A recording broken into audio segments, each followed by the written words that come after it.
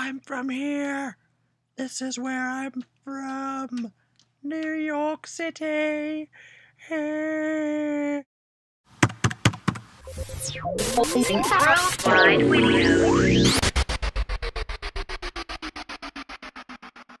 I spent the night in a friend's dorm, and thankfully she has cool things to look at behind me.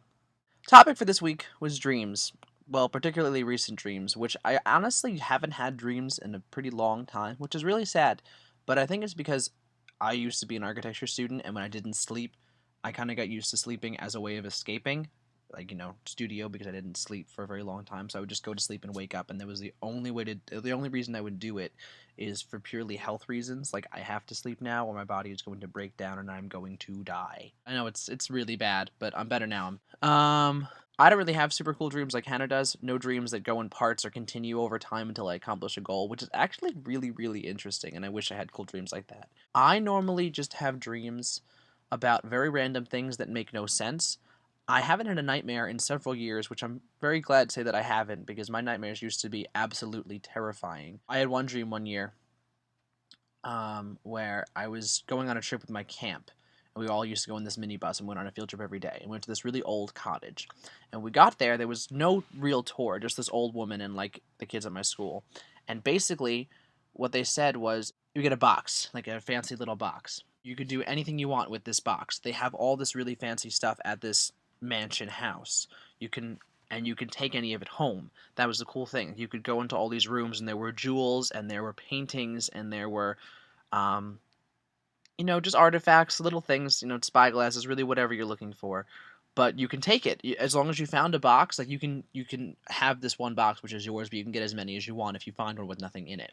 And you can fill it with jewels and things you want to take home, like paintings. You just put a little Post-it note on, like, this is mine, don't take it. And that's it. The only catch was that you had to find somewhere to put your stuff, so the person that ran the house could count it and make sure, to see how much you took, because it wasn't a big deal. You had to find a place to put it. Seems simple enough. Not at all.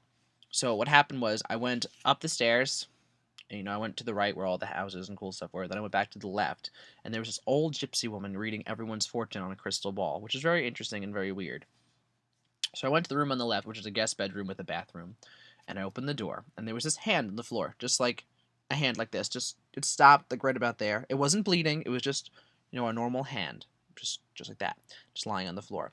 So I thought, okay, why not just put my stuff on top of this hand? No one's going to bother it. So I put all my boxes on top of this hand, and the hand just jumped up and started running around the mansion and threw all my stuff all over the place and just ran after me. And I flipped a shit, and I was so scared. So I started running out of the room where the hand threw my stuff all around, and I looked at the window, and all my friends were going back on the bus.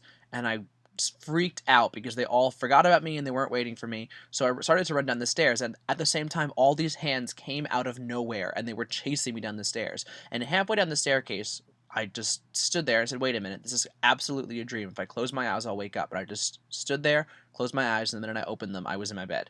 I used to have dreams a lot where I could fly. I had one actually this week where I could fly. That was cool. I just jumped up and flew. One time last year, though, I had a 3-part dream where I woke up and I wanted to finish the dream, so I went back to bed and went back into it. That was really cool. I was a knight, and I was running around, and I had to slay this dragon, and I had to save a princess. She was captured by the evil king. So I was running around, and I found this dragon, and I was going to kill it, but it was a really nice dragon. So I was going to become friends with it, and I was going to ride it around, and then I immediately woke up, and I thought, oh no. I am going back in this dream, and I am getting that princess. So I went back to sleep immediately, and I was right where I left off. So I'm flying around this dragon, killing people, and we have to go and rescue the princess. So we flew across the ocean to this, like, little island with a tower on it, kind of like Rapunzel, I guess.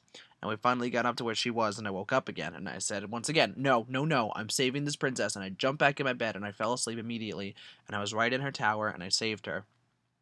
Went down the tower, killed all the black knights and all the bad people. Black is in black armor. I don't know what they look like. No racism. And then we're flying over the ocean, and all these archers come out of nowhere, and they shot the dragon, and she flew us to the ground, and she died, and it was really, really sad.